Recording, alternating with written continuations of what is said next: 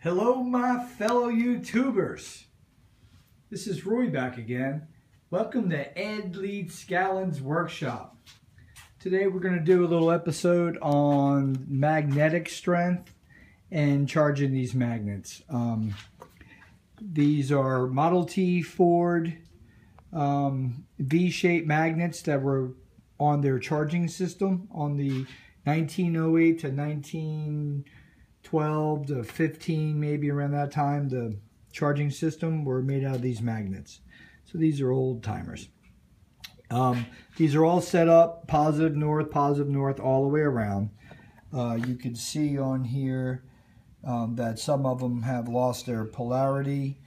It's because I've been changing them. These are these magnets, so you guys know, they are, I can reverse the poles on them. They can both be neutral, or they can both be negatives. They can both be positives. It can be positive or negative, negative or positive. The back sides of them are neutrals. And so what I'm doing here is to start off on my new channel here, Ed Leedskalnin. We are going to bring up the wheel to have its full potential on positive and negative going across. Let me see over here. I just charged these 3 groups, and you can see I got a north, south. You can see how quick they turn, so they're very charged and responsive. And in fact, here I have a strong magnetic pull, and over here I got barely anything. Okay, and that's one of the reasons. Like this one's not even holding, right? No, it won't even hold. So it's one of the reasons why I'm charging. Another thing I want to bring up to you guys' attention is I wound these here. They're the same amount of wire as these. This PMH has 8 ohms. So does these. Each coil is 8 ohms. This one here I spooled with aluminum, and I put aluminum tape in the front of these prong ends, and I do what I do normally is I hook it up to car battery, and I play around with the magnetic field, and I noticed a difference with the aluminum. And for starters, this PMH would not charge these V-shaped magnets. One was because I had aluminum on the front, but I took that off. You can see it's off now, and still wouldn't charge. Then I put this back up without the aluminum, and it still wouldn't charge. So I looked over to this one, which I haven't done yet, and which I'm glad I didn't. I put it over here, and I held it up and touched the prong ends, make the connection, and it charges. Charges the V-shaped magnets. So there's something to say about having aluminum, another metal, in between the copper. Now both of these are conductors. Now obviously copper is a better conductor than aluminum, but there's some other properties there that I noticed that's going to come into play down the road when we build this box. We're going to have this vision. This box is going to be a foot square box, and it's going to be 6 sides to the box. Each side will be isolated, so it's not touching the other panel. Each panel will be isolated, and each panel will be a makeup of a different element. And I'm going to hook each one of those up to a transistor.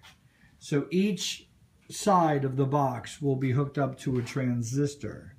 And I am going to build a circuit that has a tickler coil, or if you want to call it a feedback coil. So each time each side of the box varies, the other side is going to compensate for it. This is going to be my levitation box. I'm naming it right now.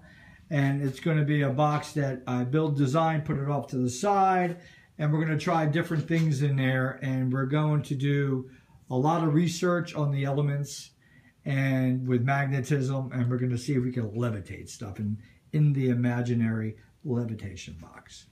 But back to here, let's go ahead. We'll look at this here. Not anything. This here is not anything. So it's kind of these two here. That's north. That's a weak south. Very weak. So I'm going to come over here. I'm going to put the PMH up tight, close. Going to take, I got this here, I got set up to 2 car batteries, positive to the negative, and then coming off each end, the positive, negative, over to this guy. So this is 8 ohms on each with 24 volts and a lot of amperage. So you're going to see the PMH kick up in the air, and you can see the magnetism, the attraction.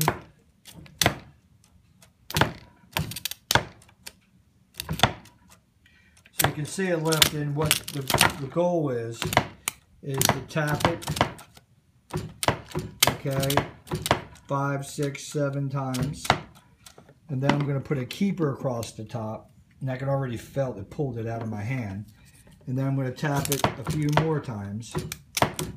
And then what I'm going to do is put a keeper, back this out, put a keeper down across the bottom, and that pulled it out of my hand. So that made a strong magnetic field here.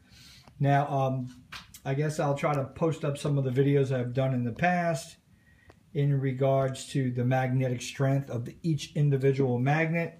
But if you go back into Ed Leedskalnin's magnetic current book, he speaks about it's not the importance of the magnetic strength.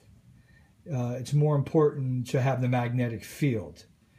We'll just leave it at that. So lots of things to do. We'll put this inside of this and see if the magnetic flow is turning that. We'll also, because of the aluminum experiment, we got a lot more experiments. We'll take this toroid from my Tesla coil and we'll put it in the center here along the neutrals, and then we'll put a copper coil in the middle here, and we'll see if we could pull the kinetic magnetic force from the zero, from the neutral part, into the aluminum, into the conductor of the core, and we'll see if that will help us create a spark gap between the keeper and the outside realm here. We'll investigate. We'll do different things. But you guys, thank you for watching Ed Leedskalnin's workshop. You guys have questions, leave comments, man. This is a new channel, and it's all about experiments. If you got experiments you want me to try with the wheel, you got questions, if you're new to Ed Leedskalnin, look up Coral Castle, look up Homestead, Florida, look up Rockgate, look up magnetism, look up astrology. Ed always seems to appear, puts his finger in everything. But you guys have a good day. Peace out.